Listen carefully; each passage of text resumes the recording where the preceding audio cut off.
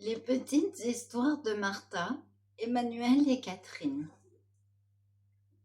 Le bel Emmanuel termina ses années d'études dans cette grande école, à l'instar de son entrée lorsqu'il avait obtenu la place de 6e sur 186. La fierté reflétée dans les yeux de ses proches était si grande qu'elle confirmait à jamais son statut de pilier de la famille. Il faut dire que dès l'enfance, il protégeait sa mère et ses petites sœurs lorsque son père militaire de carrière était absent. Pendant les vacances d'été, il s'occupait tous les jours de sa petite cousine Nina. Il l'emmenait à la plage, la surveillait, prenait soin d'elle alors qu'il n'avait qu'une douzaine d'années. La maturité dont il faisait preuve dès son plus jeune âge était remarquable et très rare. Le soir, ils jouaient tous les quatre, parfois au théâtre des marionnettes, parfois à des jeux de société, ou encore ils se déguisaient, mettaient des musiques du roi de la pop, l'imitaient à la perfection et chantaient à tue-tête. C'était tout son être qui provoquait une admiration subjugante, voire même une fascination persistante, même s'il n'était pas à vos côtés. Les traits parfaits de son visage, son allure ferme et noble, ainsi que toute sa personnalité, inspiraient le respect à tous ceux qui le côtoyaient de près ou de loin.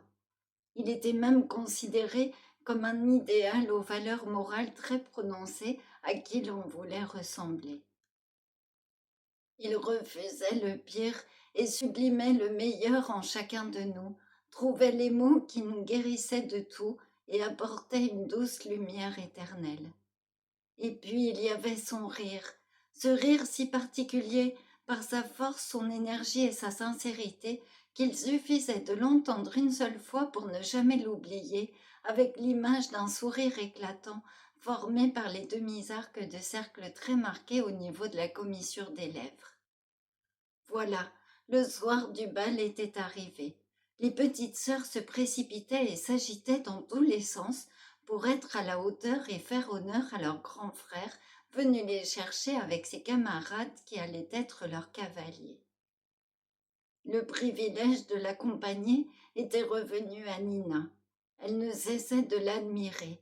Il portait sa tenue d'officier composée de la veste bleu marine aux liserés dorés, du pantalon rouge, de l'épée positionnée sur le côté, casoir à la main. C'était comme dans un rêve. Dans la maison de son oncle et sa tante, il sabrait le champagne, fier d'y arriver, car au début ce n'était pas gagné. La joie, le bonheur et l'enthousiasme jaillissaient de par tous les côtés. À présent, il fallait se hâter. Le bal était donné à la conciergerie de Paris et l'heure fixée devait être respectée. Dès leur arrivée, il fut immédiatement interpellé. Mais en gentleman qu'il était, il repoussa poliment de quelques instants les bavardages avec ses camarades de chambrée pour donner la priorité à Nina et danser la valse d'ouverture du bal avec elle. Ce qu'elle désirait le plus, c'était que cette soirée ne prenne jamais fin. Dans les bras de son cousin, Nina était la plus heureuse à ce moment-là. Vers minuit, le bel Emmanuel remarqua une jeune femme absolument ravissante. Elle se distinguait par sa grandeur, ses traits fins, ses cheveux blonds bien peignés au carré, sans chignon comme toutes les autres, mais également par son maintien que l'on voyait bien quotidien et non pas juste pour l'occasion comme certains, que l'on retrouvait affaler la tête sur le côté comme s'ils étaient là d'être là une heure seulement après leur arrivée. Immédiatement, il sut que c'était elle qui l'attendait. Il alla lui parler sans tarder, accompagné par les sourires enjoués de Nina et de ses petites sœurs qui avaient vu cette belle jeune femme dès son entrée. Ils parlèrent un long moment, s'échangèrent leurs coordonnées, puis se retrouvèrent pour les vacances d'été en bord de mer. Ils firent toutes les activités comme chaque année, mais à 5 cette fois-ci.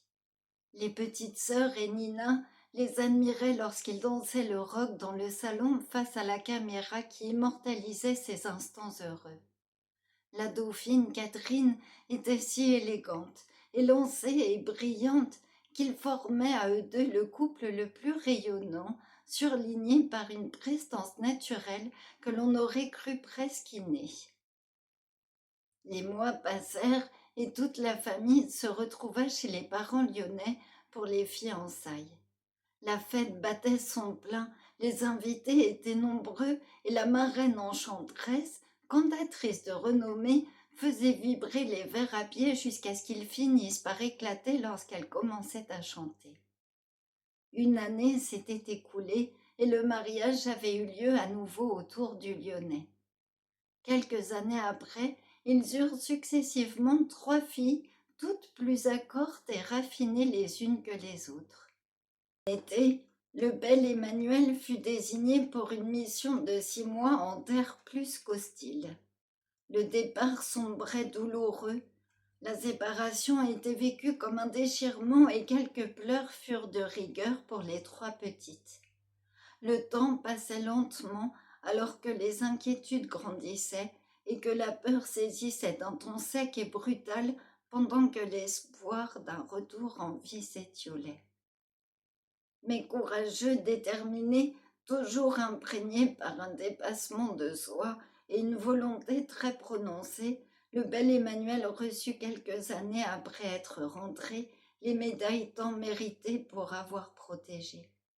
La famille au grand complet fêta Noël dans la joie et l'amour comme toujours, sans oublier les pensées pour remercier. Voilà, j'espère que ça vous a plu et je vous donne rendez-vous dans 2 semaines pour une nouvelle petite histoire de Martha.